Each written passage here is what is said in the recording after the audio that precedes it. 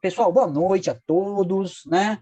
Isso aqui é uma oficina, uma iniciativa do Programa de Pós-Graduação em Vigilância e Controle de Vetores, do Instituto Oswaldo Cruz, da Fiocruz.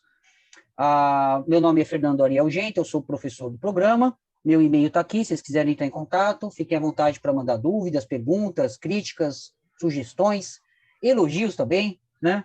Fiquem à vontade. O programa, ele é um programa de mestrado profissional, tem alguns anos já. Não vou falar muito do programa, que não é o objetivo, né?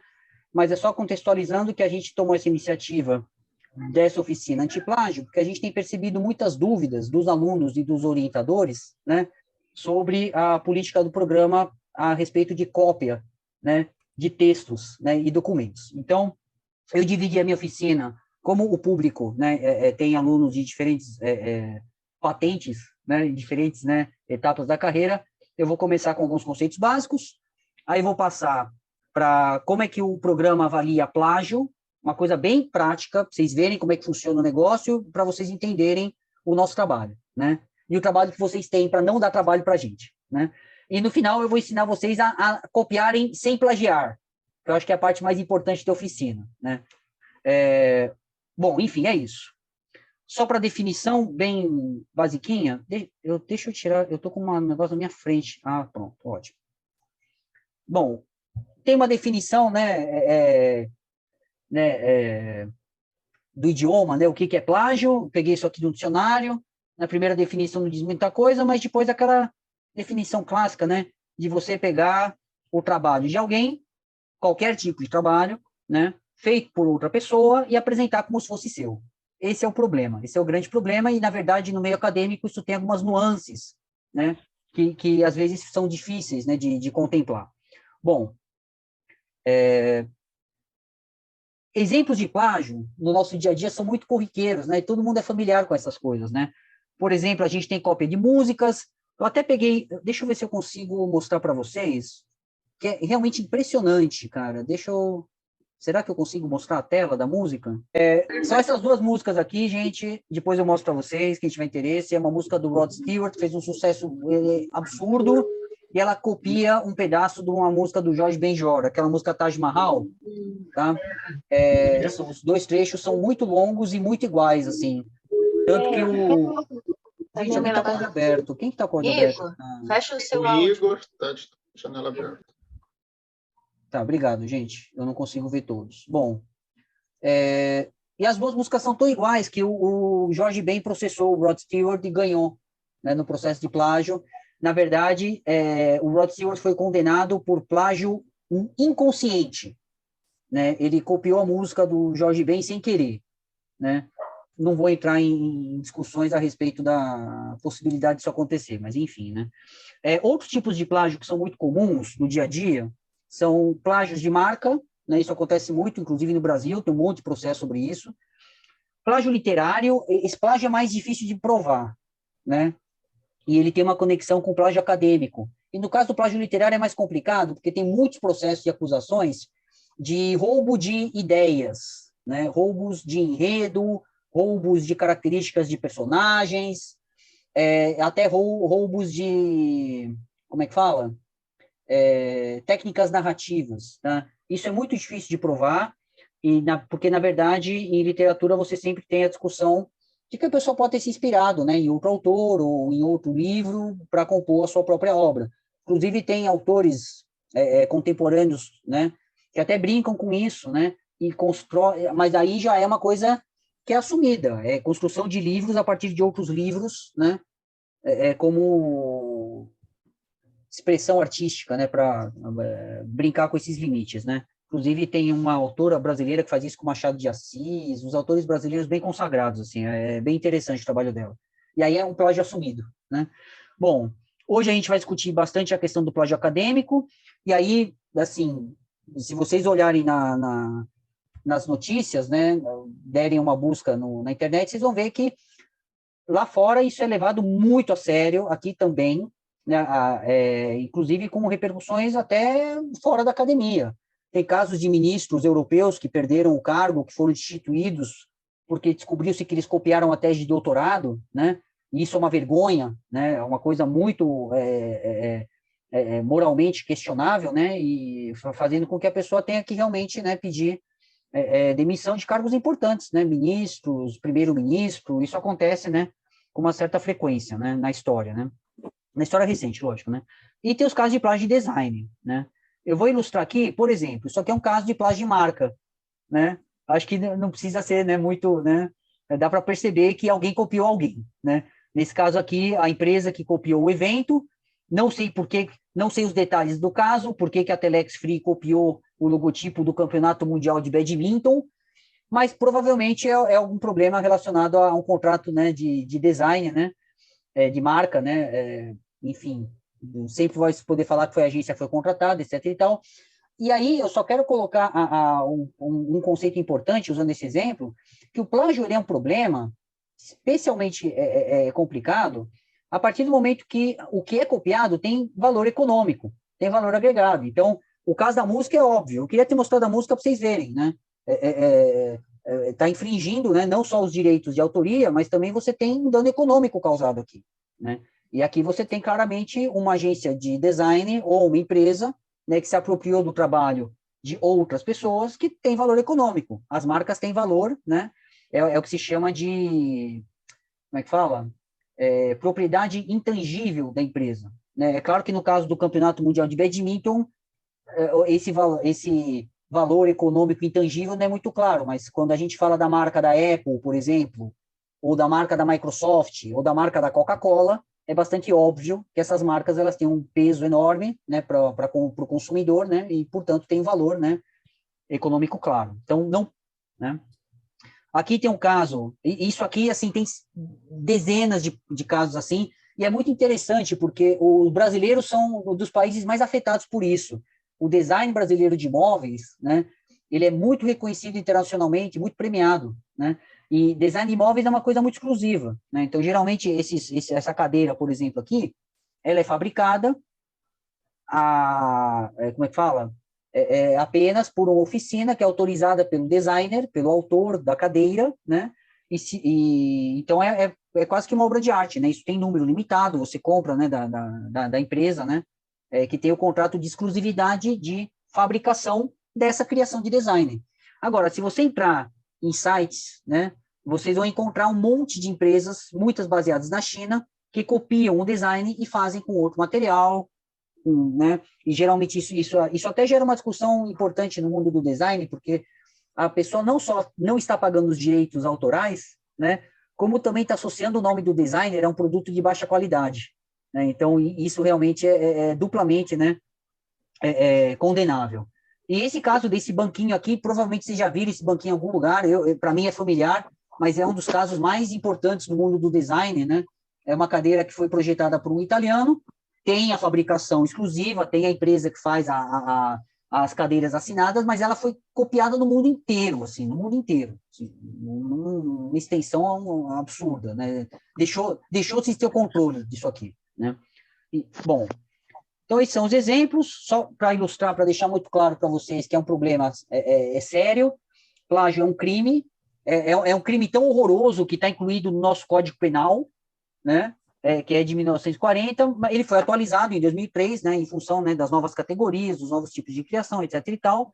Mas quando você viola direito autoral, copia a obra de outra pessoa, isso tem impacto econômico, né, as penas são muito grandes, né? Então aqui tem, inclusive, se vocês lerem, eu não vou ler isso aqui, eu acho que vai ficar disponível para vocês podem ler com calma depois, mas percebam as ênfases, né? Reprodução, né, com o intuito de obter lucro direto ou indireto, qualquer processo sem autorização do autor original. Isso quer dizer, se você tiver autorização, então aí tem que pensar em várias situações, né? Você está tendo lucro? Você está tendo ganho? Não está tendo ganho? O autor autorizou? Não autorizou? Você percebe? Tem muitas nuances do assunto, tá? No caso da academia, a gente pode pensar em lucro direto, se a gente estiver trabalhando com a venda de um livro, por exemplo, de uma apostila, de algum produto, né, intelectual que tenha valor econômico, isso seja, né, como é que fala? Vendido, né, comercializado, né? Mas também a gente tem a questão do lucro indireto, e que para a gente isso é muito importante, porque quando você publica um artigo, quando você publica seu mestrado, o seu doutorado, né, o lucro que você tem é indireto. É uma questão de reputação, ou de aumento de salário, ou de obtenção de verbas, ou de algum ganho que você vai ter profissional. Tá? Não é um ganho comercial, não um lucro direto, mas é um ganho indireto. Né? Por isso que a gente tem que se preocupar com isso. Né? Além da questão, né, da moral, né, de você copiar, né, a coisa de outra pessoa. E aí, entrando no nosso tema, né, mais propriamente, né, de produção de texto, aqui a gente tem que diferenciar conceitos, né? Por exemplo, na academia, quando a gente produz ciência, né, não existe nada novo sob o sol, praticamente. Você sempre se inspira no trabalho de outra pessoa. Né? Então, ideias novas são muito raras, né? Na verdade, e mesmo as ideias que são novas, elas partem de algum trabalho anterior, né? De algum registro, de alguma conceituação, né? Então, assim, o trabalho acadêmico, ele é muito, né? É quase que uma criação coletiva, né? O individual tem um peso pequeno, né? Ainda mais nos dias de hoje, né? Então, assim, é natural que vocês estudem, né? Ou que a gente trabalhe com coisas que já foram abordadas por outras pessoas, já publicaram, né, sobre isso, muitos trabalhos, né?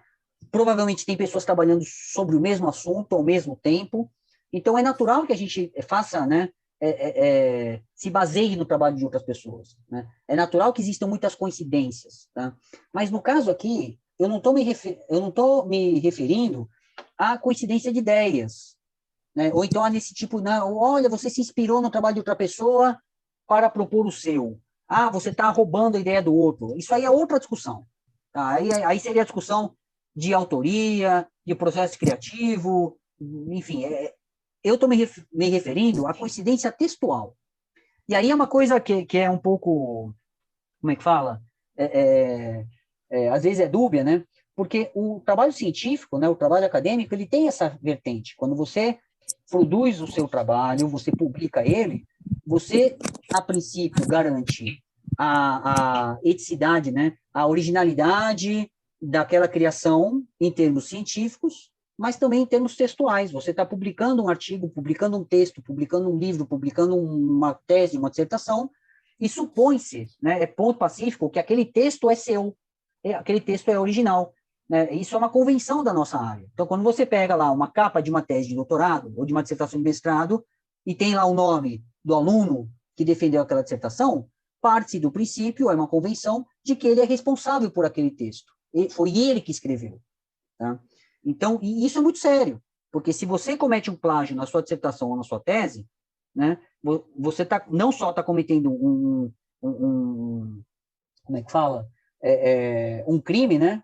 Mas, além disso, mostra que houve uma falha de comunicação no processo, né?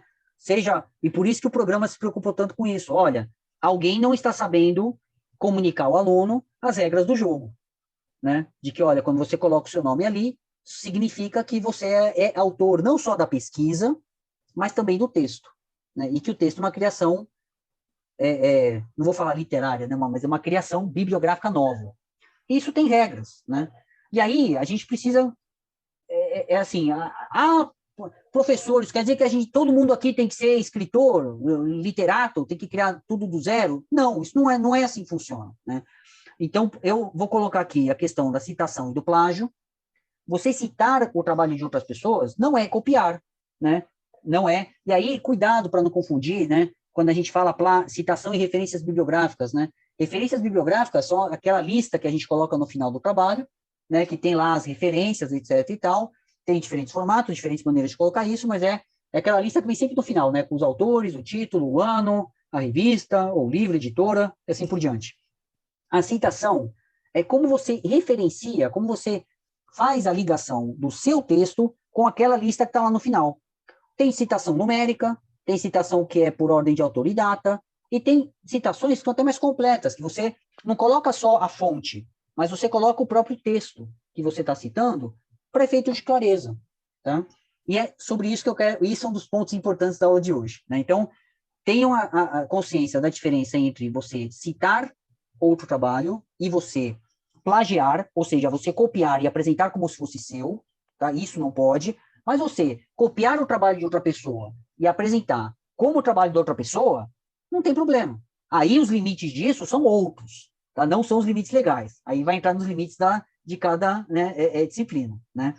Bom, e aqui, né, só para, justamente, né, é o que eu acabei de falar, existe uma diferença enorme entre você copiar o trabalho de alguém e você plagiar. Plagiar é você copiar, assumindo que, falando para as pessoas que você é o autor, então eu copiei, estou falando que fui eu que escrevi e ainda estou ganhando reputação, estou ganhando dinheiro em cima disso, né? Acho que, por exemplo, um exemplo que eu gosto muito de usar é, eu posso fazer uma música, né, posso fazer uma música baseada na do Roberto Carlos, né, aquela, quando eu estou aqui, eu vivo este instante lindo, né? Não é meu objetivo impressionar ninguém com os dotes vocais, mas é óbvio, porque isso é uma palavra da música, né? Eu não posso apresentar essa música como se ela fosse minha. Mas eu posso ter uma banda cover do Roberto Carlos? Eu posso pegar a música do Roberto Carlos, pedindo autorização e falar, posso tocar ela igual? Não posso. É uma questão de como você se apresenta, né? Em relação àquela obra, tá? Então, copiar pode, dentro das regras, tá? Esse é o tema da nossa aula, tá? Bom, seguindo aqui os tópicos, eu quero mostrar para vocês como é que a gente avalia isso, tá? Se o meu computador e o Zoom deixarem, eu vou entrar nesse site aqui para mostrar para vocês. Vamos ver se eu consigo, né? Não, eu vou ter que abrir o navegador. Gente, eu preciso de um segundinho para abrir aqui, peraí. Deixa eu ver se eu consigo fazer isso. Não, vou ter que parar o compartilhamento e abrir o navegador. Caramba, que chatice. Vamos lá. Eu estava com as janelas todas abertas, cara. Agora eu vou ter que abrir tudo de novo, cara. Bom, vamos lá.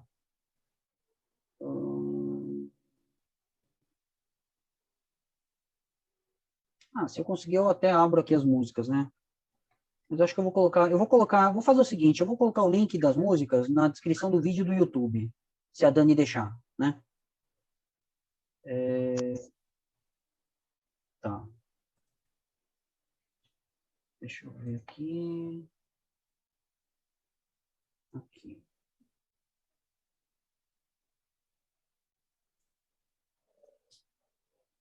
Bom,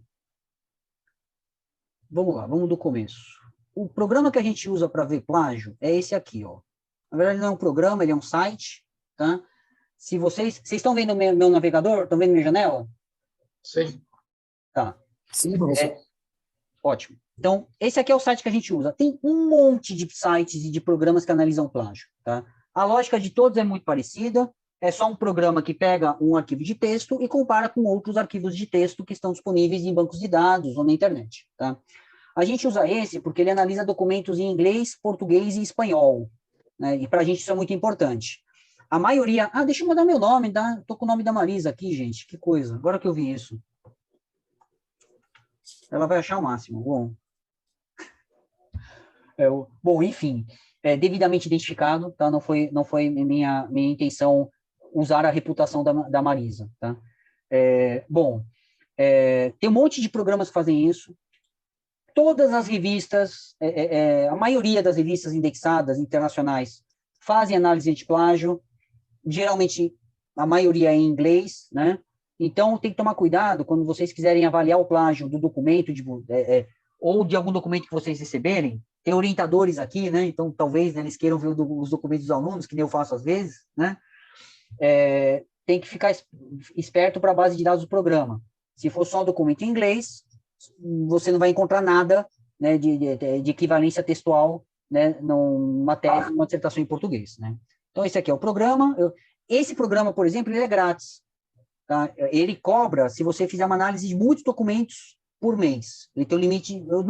Sério, eu não estou ganhando nada, não estou fazendo propaganda, é o que a gente usa, porque no momento em que eu fiz esse screening, sei lá, alguns anos atrás, era o que estava, né, é o que eu achei melhor. Talvez existam coisas muito melhores hoje em dia, se alguém souber, por favor, me avise. Vou ficar muito, muito agradecido, tá?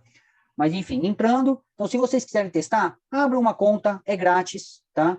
Aqui estão as dissertações do programa, eu não vou entrar na discussão de nenhuma delas especificamente, o que eu quero abrir, ó, é isso aqui. Não se preocupem com esses números e com esses índices falando, copiar, plágio, eu vou explicar isso para vocês, tá? Não se assustem.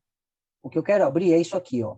Eu fiz um paper falso, tá?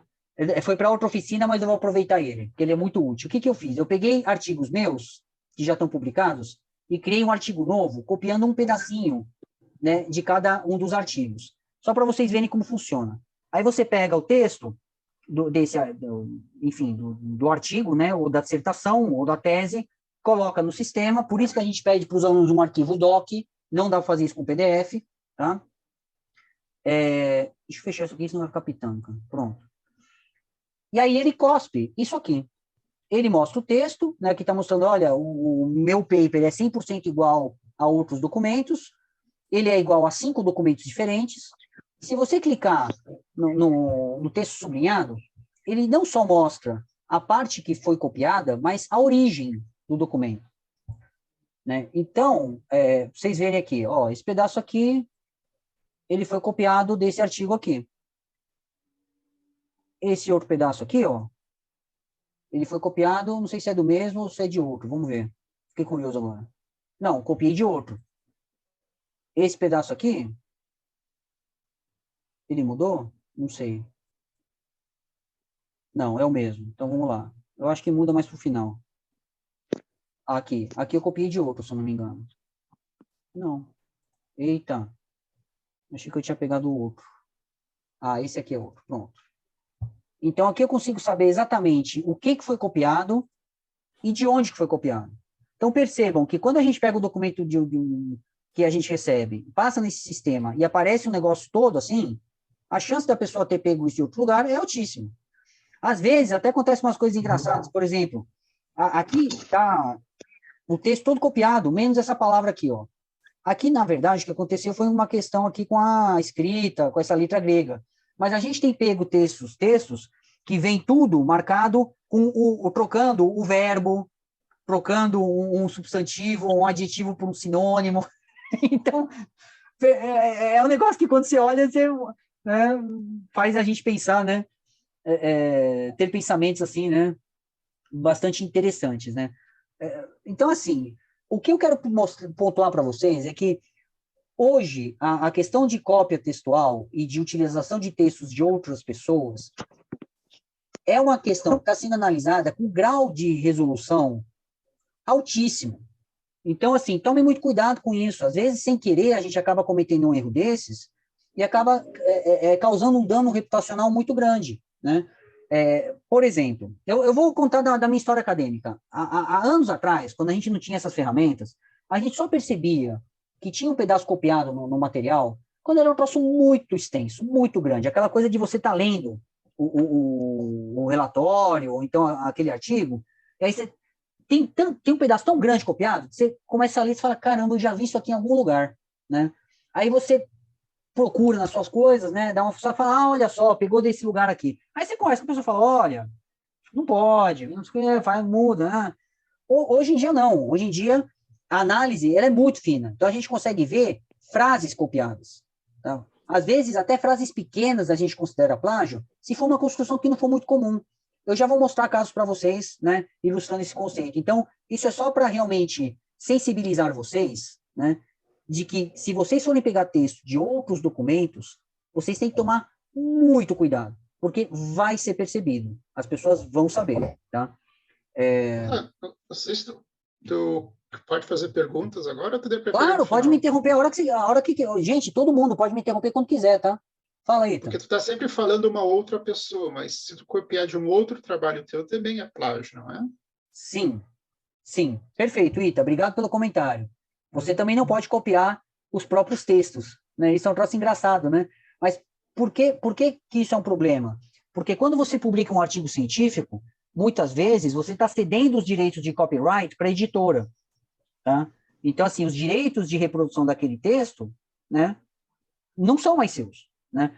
Tem cláusulas nesse contrato de cessão de direitos que você pode usar o teu próprio artigo, por exemplo, para dar uma aula, você pode distribuir cópias, né, de maneira restrita, né, mas você não pode reutilizar aquele texto que está lá, tá? E mesmo artigos que são publicados em acesso aberto também tem cláusulas de copyright. e você também não pode, e aí geralmente são direcionados para o autor, mais para o autor, né? Mas, de qualquer maneira, né? Além dessas questões de copyright, a questão moral também se aplica, né? Você pode escrever o mesmo paper várias vezes e publicar ele várias vezes e colocar no seu currículo que você publicou 20 papers com o mesmo texto? Não pode, né? Isso não é razoável, né? É claro que, assim, existem nuances do problema que eu já vou chegar, que eu acho que é o próximo tópico. Bom, espero que todos tenham entendido o problema que a gente tem na pós-graduação. A gente pega uma dissertação de um aluno, passa nesse programa, quando a gente vê um pedaço sombreado, chama a nossa atenção. E aí, assim, eu vou adiantar uma discussão que eu acho que está no próximo slide. Percebam que, assim, o programa, embora a gente chame os programas e os softwares, né, os aplicativos, né, de detector de plágio ou rastreador antiplágio, o programa não faz nada disso. O programa, ele compara textos, né? O programa, ele vai te dizer quantos por cento daquele texto são iguais a outros textos. É isso que ele faz. Quem decide se aquilo lá é plágio ou não é o operador, né? Que no caso da pós-graduação é a nossa comissão. A gente tem uma comissão que só faz isso, né? Então, é a pessoa que é um especialista da área que vai olhar e vai decidir se aquilo é plágio ou se não é. Porque tem muitas nuances. Uma delas, que eu até podia mostrar, não vou fazer isso com os trabalhos que a gente avalia, tá? Mas é a razão daquele monte de ponteirinhos altos que vocês talvez tenham visto quando eu passei pela página inicial do detector, são as referências bibliográficas. As referências bibliográficas no final de uma dissertação de mestrado ocupam, às vezes, dezenas de páginas, né? E os títulos, né? A própria referência, ela aparece em outros documentos, né? O título do trabalho, a referência bibliográfica inteira vai aparecer em outros sites. Então, isso não é plágio, né? É a lista de referências. Então, por mais que o programa me fale, olha, essa dissertação aqui está com 30% de plágio, quem vai decidir se é plágio ou não sou eu, ou são os outros membros da comissão, o Maurício, o Gilberto, que vão olhar e falar, não, pô, isso aqui são as referências bibliográficas, né? É a lista no final que está toda marcadinha. Isso não quer dizer nada. Tudo bem, está dentro das regras da nossa área, né, do conhecimento, né? Bom, deixa eu voltar para o... Cadê? Olha só, a Dani colocou o site no chat, agora que eu vi. Boa noite, Igor, muito bom, né, ver que você está aqui. Bom, tem outro boa noite, etc e tal. E o Marcelo já se cadastrou no site. Muito bom, Marcelo. Muito bom. E a Patrícia falou do autoplágio do ITA. Beleza. Então, vamos lá. Eu também me cadastrei no site, Janta, e fiz aqui, e ele cobra para fazer o relatório. Ué? Não, olha só. Se você... Desculpa, Ita, fala. Ele diz assim, ó, tem 15% de chance de ter plágio. Tá? Mas aí ele quer ver o relatório, aí ele cobra um valor. Esquisito. Bom, depois eu vejo. Tem alguma coisa aqui, porque tá vendo, grátis aqui, a gente nunca pagou. Nunca pagou e já analisou, sei lá, quantas dissertações. O que pode acontecer é o seguinte, ele te dá opções, tá? De nível de detecção. Pode tá? ser isso, tá? Eu vou fuçar aqui, depois qualquer coisa eu te digo. Pois é, pode ser essas configurações, né? De escrutínio, nível de escrutínio, a gente usa o bem básico, né? E uma coisa importante, ele não deixa você baixar o relatório. Então, você tem que olhar no site, tá? Se você quiser baixar, aí tem que pagar, mesmo esse relatório básico aqui, tá? Deixa eu voltar, então, para o PowerPoint. Vamos lá. Vocês estão vendo meu PowerPoint? Sim. Ótimo. Então, obrigado, gente. Então, aqui, esse é o site que a gente usa. Mostrei um exemplo, né? E aqui é aquilo que eu falei, né? Coincidência textual não necessariamente é plágio. A análise de plágio, ela é subjetiva. Ela depende de quem está olhando. Depende da área. Depende de quem escreveu, para que aquele documento foi escrito, da área de conhecimento e de quem está olhando. Então, por exemplo, citações, que é um dos problemas que eu quero discutir com vocês hoje. Mesmo que seja uma citação curta, ela vai dar, mesmo que você faça uma citação só com nome e data, isso vai coincidir com um documento, com outro documento, né? Então, vai dar um percentual de cópia que não é plágio. As referências bibliográficas no final, essa sim, Você tem páginas e páginas marcadas como né, copiadas de outros lugares, né? E não é plágio. Para a gente não é uma apropriação do trabalho de outra pessoa. Na verdade, você está citando o trabalho de outra pessoa, está reconhecendo o trabalho de outra pessoa, né? E quando que as coisas começam a ficar complicadas, né? Quando a gente tem situações, né, que é muito difícil de fugir de coincidência textual. Então, por exemplo, na introdução de um artigo, ou de uma tese, de uma dissertação, tem definições que são muito canônicas, né? São muito comuns, não tem como fugir. Essa frase aqui, flebotomínios são insetos da ordem Diptera, deve existir em centenas de trabalhos, milhares de trabalhos, percebe? Porque não tem assim, talvez existem com certeza maneiras mais elegantes, ou melhores, ou diretas, né, de se escrever essa frase, mas ela é uma fórmula muito compacta, muito simples, muito direta, e que não dá para fugir muito disso, né? Você pode, talvez, frasear um pouco mais, usar outros termos, mas é uma construção canônica, né? A gente avalia isso. Quando a gente vê uma coincidência textual na introdução do trabalho, a gente vai ver se não é uma definição, ou se não é uma lista de espécies, se não é uma lista de características, né? Se você está listando as espécies de flebotomínios, né, que transmitem leishmaniose visceral ou tegumentar, você vai ter lá uma lista de nomes que vai ser sempre igual em praticamente todos os lugares, né? É claro que uma coincidência de 20 nomes da mesma sequência, né, até com os mesmos erros de português ou de latim, né, faz a gente desconfiar que a pessoa deu um Ctrl+C, Ctrl+V, né? Mas nesse caso não é a apropriação de uma, né, criação intelectual. Se a gente estiver trabalhando com uma lista de espécies canônicas, fique claro. Se o seu trabalho é sobre taxonomia, está copiando uma lista de espécies, uma descrição de espécies novas, ou um trabalho original, né, isso é apropriação, né? Então, percebam, tem nuances a análise, tá? E por isso dá tanto trabalho. E por isso que a gente está tão preocupado e está fazendo essa oficina para evitar, né, esses casos, né? Questões de metodologia, por exemplo, né? Quando a gente chega na metodologia de uma dissertação, né, tem trechos inteiros que são copiados. E aí a gente tem uma discussão quase que filosófica aqui, né? Existem outras maneiras de se falar uma frase tipo essa aqui? As amostras foram homogeneizadas em 100 microlitros de água? Não, né? E se você repetiu o mesmo procedimento que o autor no qual você está se baseando, é até natural que você repita o mesmo texto. É uma receita, um protocolo, né? Ele deve ser copiado.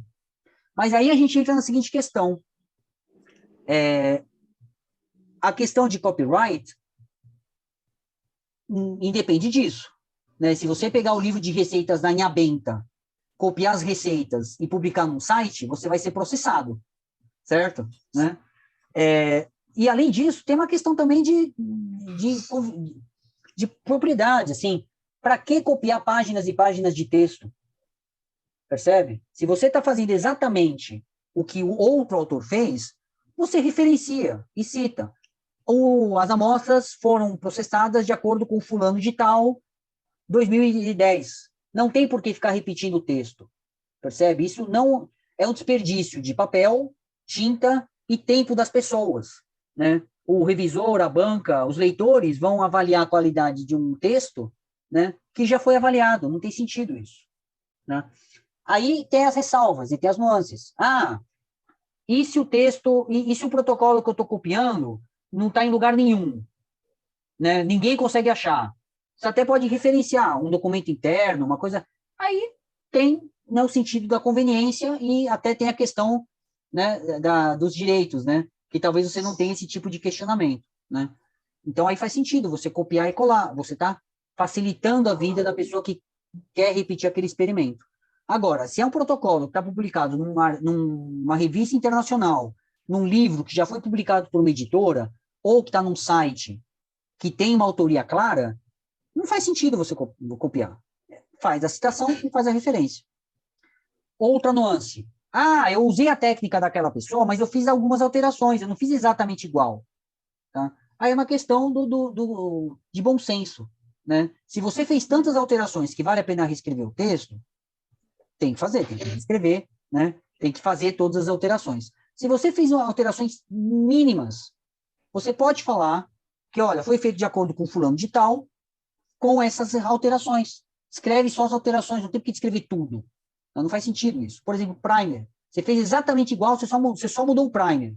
Né? Ou você fez um PCR para detectar, sei lá, um parasita qualquer, né? Usando exatamente a técnica da outra pessoa. Mas você mudou os primers, porque você estava olhando outras espécies, outras populações, outros genes, sei lá.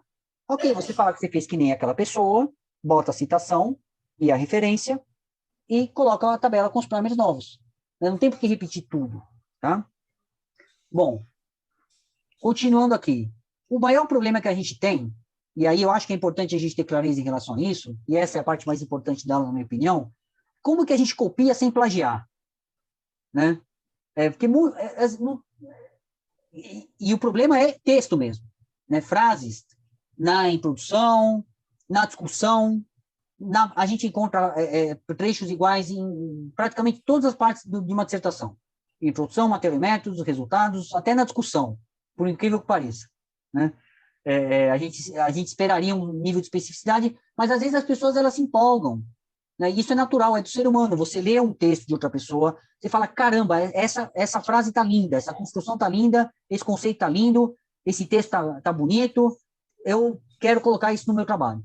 Né? Você pode fazer isso. Você só tem que reconhecer a autoria e com uma ênfase que não deixe sombra de dúvida que não foi você que escreveu aquele texto. Porque se houver dúvida, as pessoas vão assumir que foi você que escreveu e isso está errado. Né? Então, aqui a gente tem algumas maneiras, são as fórmulas mais clássicas. Né?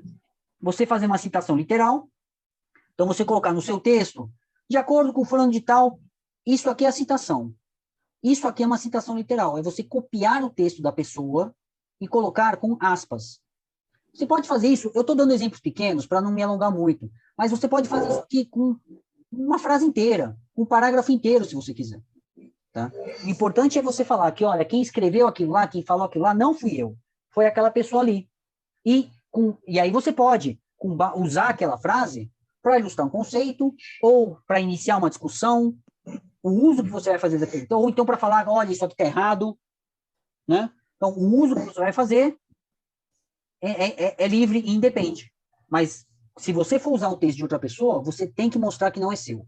Tá? Uma das maneiras é colocar aspas. Outra maneira, isso aqui é muito comum em textos de direito, né?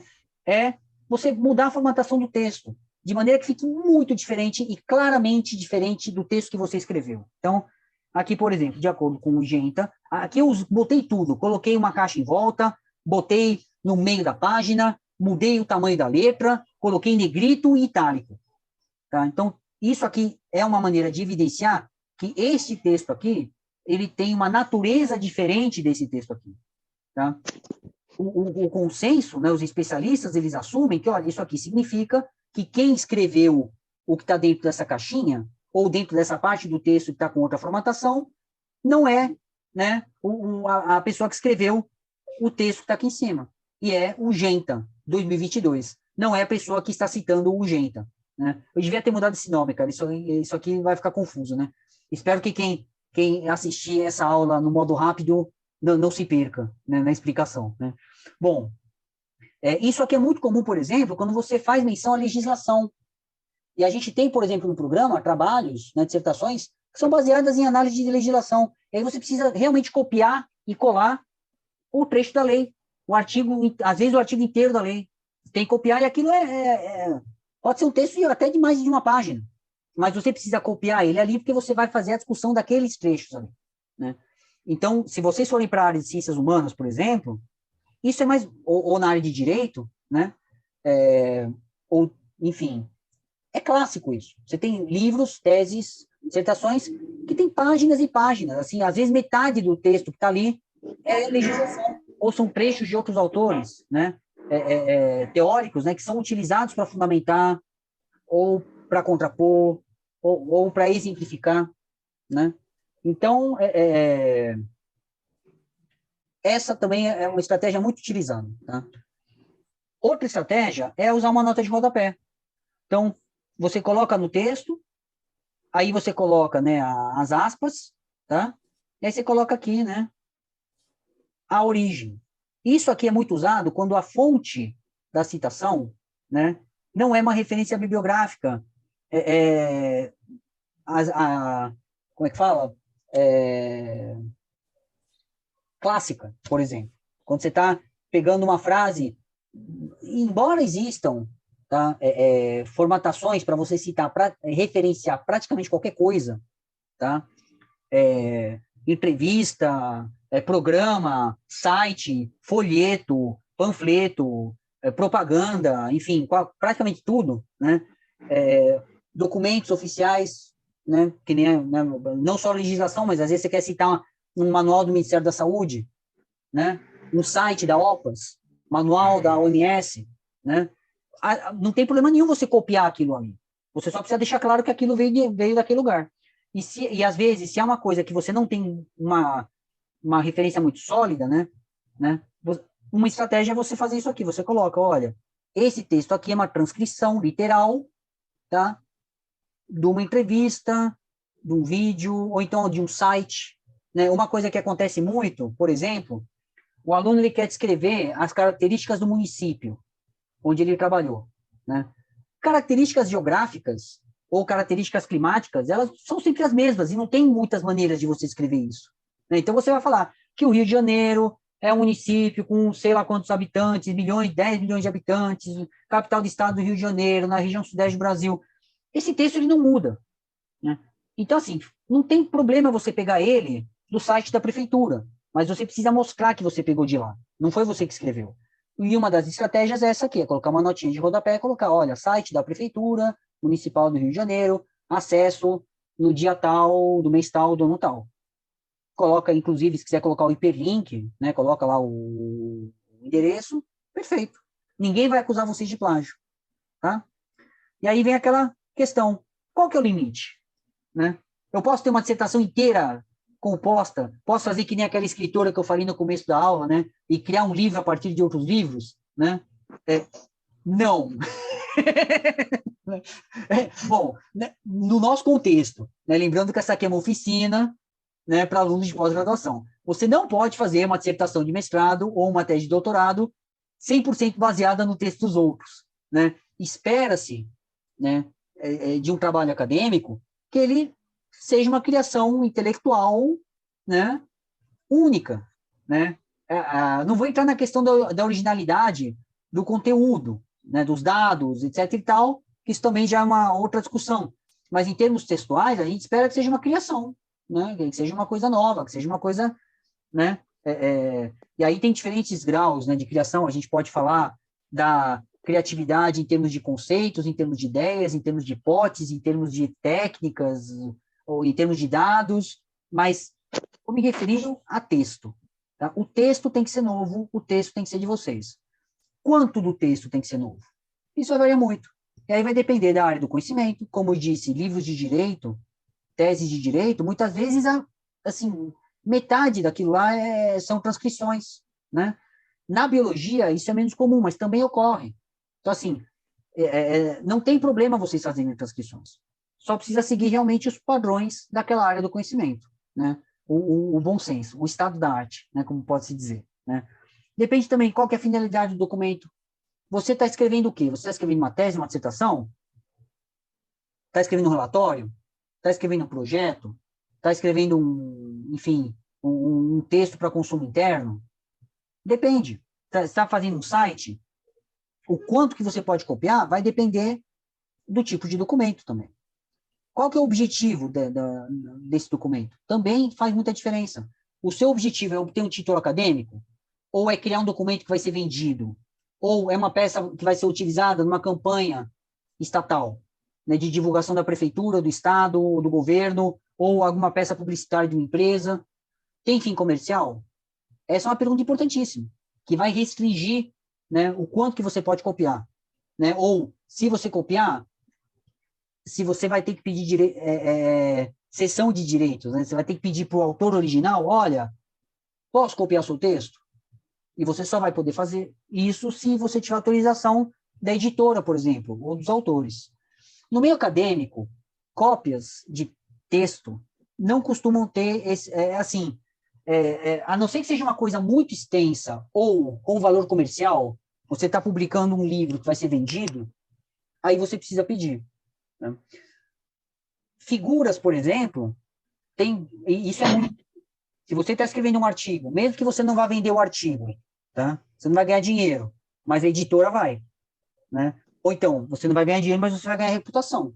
Então, se você vai usar a figura de outra pessoa, você tem que pedir, né? Você tem que ter a autorização para utilizar e tem que estar muito claro, né, que aquela figura não foi você que fez, que criou, né, que fez o desenho, tá? Ou tirou aquela foto, por exemplo, né? Mas o mais importante, eu acho que é esse último aqui, essa questão do posicionamento, né? Você está se colocando claramente como reprodutor daquele texto ou como autor, né? Esse é o grande problema, esse é o X da questão, né? Se você copiou de outra pessoa, tem que estar muito claro que você não é o autor, tá? Esse é o X da questão, é como você se posiciona frente ao leitor. E aí, isso também é uma coisa muito traiçoeira, né? Você tem que se colocar no lugar da pessoa que vai ler. Para você pode estar muito óbvio, muito claro, até para o orientador, que caramba, pô, isso aqui é claro que não é seu, né? Mas tem que se colocar na posição de um leitor e às vezes, de um leigo no assunto, que vai ler aquilo lá e não vai perceber que aquele texto clássico, fala, pô, mas é claro que essa frase não é do Fernando, vou colocar, sei lá, vivendo este momento lindo. É claro que isso não é do Fernando, isso é do Roberto Carlos, mas, enfim, a gente sabe, mas uma pessoa de outro país não sabe, né? Então, isso tem que ser feito com um nível de clareza muito grande, né? E com um cuidado muito grande, fazendo essa brincadeira de se colocar no lugar do outro, tá? Bom. Fernando. Oi. Desculpa interromper, eu fiquei com uma dúvida. Se num texto, né, a pessoa copiou e colou assim, descaradamente a referência de um outro trabalho, mas colocou essa referência no final, isso é considerado plágio? Depende de como esse texto foi copiado. Obrigado pela pergunta, Patrícia. Excelente. Depende de como a pessoa copiou e colou. Depende de como a pessoa colou, na verdade. Porque, assim, se ela copiar e colar e fizer isso aqui, não é plágio. Você está citando, você está referenciando no final e você está assumindo publicamente que, olha, esse texto aqui não é meu. Você entende? Entendo, mas não é esse caso. É da pessoa, porque assim, eu entendo que para você, se você não vai usar dessa forma como você explicou aí, o ideal é você ler um texto, interpretar e colocar com as suas próprias palavras, vamos dizer, o trabalho disse isso. Mas se você copia e cola um trecho do trabalho, cola lá, mas coloca a referência no final da frase, isso é caracterizado plágio? Quer dizer, a pessoa está citando, mas ela está usando as palavras do outro autor, né? Pois é, você pode copiar. Tá? A questão é como você apresenta aquilo lá. É claro que aí, Patrícia, a gente vai entrar numa discussão que ela é muito ampla. Tá? É claro que é melhor, né? Na maioria das vezes, é melhor você escrever aquilo com suas palavras. Mas, às vezes, isso não é possível. Se você está citando a Constituição brasileira, você tem que copiar o trecho da Constituição brasileira. Você não vai reescrever a Constituição, né? Mas aí tem que ficar claro que aquele texto ali é da Constituição, não foi você que escreveu. Então, se você simplesmente pegar um parágrafo, copiar, não colocar aspas, não fizer mudanças de formatação, ou não colocar uma nota de rodapé declarando claramente que aquele texto não é da sua autoria, você está cometendo plágio sim. Então, se você copiar o texto e colocar a referência no final, só fazer isso é plágio. Você tem que copiar, colocar a referência e deixar indicações muito claras no seu documento de que aquele texto foi copiado 100%. Respondi tua pergunta, Patrícia? Sim, perfeito. Muito obrigada. Eu que agradeço a pergunta. Bom, então, assim, para concluir, que eu acho que até que eu passei do tempo, gente, me desculpem, tá? É isso. Esse é o take-home message, né? Escrever o próprio texto sempre é melhor, tá? Se você tem um pedaço ali, e a gente vê isso, eu já vi isso, já passei por isso, uma história até que com um artigo meu que aconteceu um pedaço lá que né, que apareceu lá que era autoplágio, né? Eu até fiquei, né, muito surpresa, falei, caramba, né? Aí eu tive que reescrever. Dá muito mais trabalho, né? Você trocar 50% das palavras de uma frase para ela ficar diferente. E fica um troço tosco. A pessoa que vai olhar depois vai ver, lembrem de como fica no programa. você vai ver aquele pedaço marcado, todo em vermelho, com pedacinhos trocados. Percebe? É um negócio que, sabe, é muito óbvio, né? O que a pessoa fez, né? Então, assim, via de regra, escrever o próprio texto é melhor, tá? Muitas vezes dá menos trabalho do que você alterar um texto original, tá? É claro que isso, ressalvadas todas as dificuldades que existem na escrita de um texto científico, especialmente para alunos de pós-graduação. É claro que escrever um texto é difícil. É claro que escrever um texto acadêmico é mais difícil ainda, né? Ninguém está falando que isso é fácil, né? Eu só estou falando que, para efeitos de direitos autorais, o melhor é escrever o próprio texto.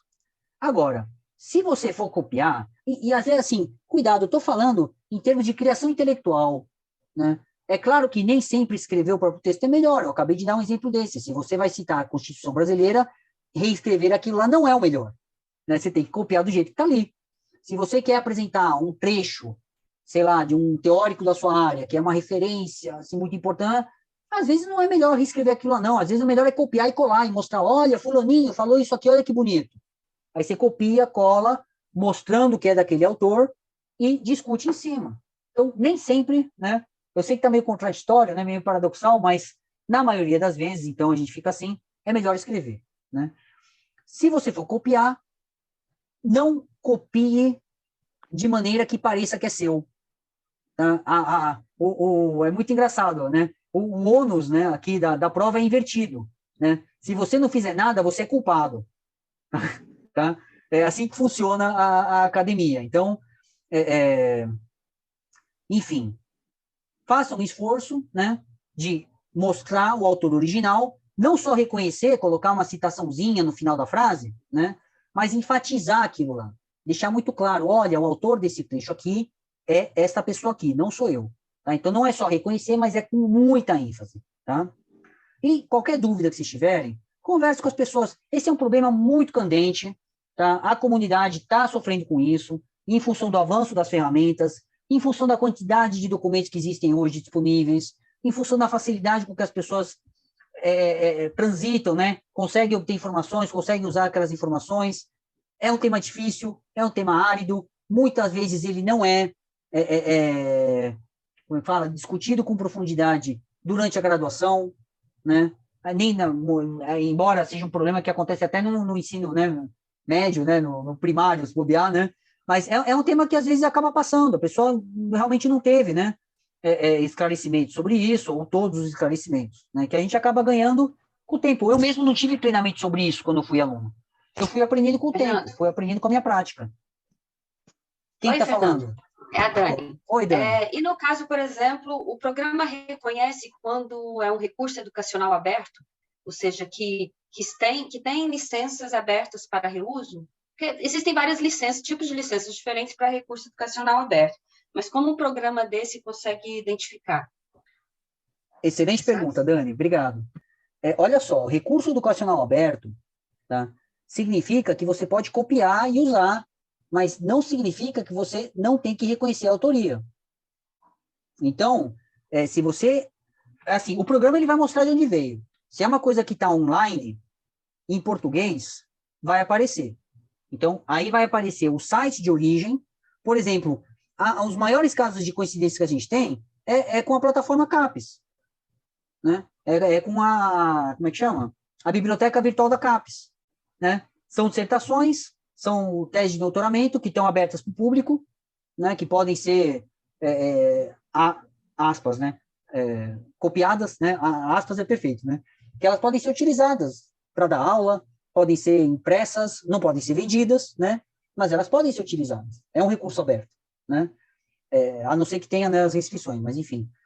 O que a gente vai ver é a origem. A gente vai ver, se é um material que está no Educare, por exemplo, da Fiocruz. Eu sei que tem gente aqui que não é da Fiocruz, mas a Fiocruz tem um repositório de recursos educacionais. Se o programa apontar, é que ele só vê texto, tá? Ele não vai ver imagem, tá? Mas se a gente tiver referência a um site desse tipo, a gente vai saber que foi de lá que veio. Se não tiver reconhecido, é plágio. Não pode, né? Eu respondi, Dani? Oi, sim, obrigado. Tá bom, obrigado. Aqui é o Ita. Eu Sim. gosto sempre de falar porque que citação é uma questão também, questão moral e ética, porque assim, quando você compra um livro, o autor é pago pelo que tu compra o livro, pelo dinheiro que tu paga. Quando tu pega um texto que é aberto, que é público, o pagamento é a citação dele. Ele está liberando para o mundo inteiro para ser citado, para ao menos ser conhecido por aquilo que ele fez. Então, você citar um autor é o seu pagamento moral e intelectual pelo trabalho dele. O jeito que ele resolveu receber o dinheiro, entre aspas, não é com dinheiro, mas sim como uma citação para tornar ele mais famoso. Então, eu acho que citar também tem essa questão de um respeito ético para o outro que fez a ideia, né? Não sei se tu concorda com isso. Isso eu explico sempre para o pessoal. Concordo. Entra naquela categoria de valor intangível, não tangível. É reputação, né?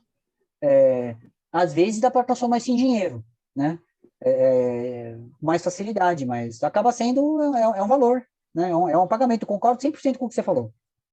Né? Só um outro dado, eu rodei aqui uma monografia daqui de um aluno, deu 20% de risco de plágio. Aí eu tirei toda a lista de referência, a introdução, não a introdução do texto, mas o título, aquelas coisas iniciais, né? Baixou para 5%, ou seja, ele estava achando era a referência, a lista de referência que era o plágio. Só que eu não consegui ver o relatório de graça aqui. Pelo que eu vi, contas antigas eram de graça, agora não são mais. Olha... Bom, então o que a gente vai fazer, a gente vai criar não sei se a gente consegue criar uma conta, já que são as antigas, né? Enfim.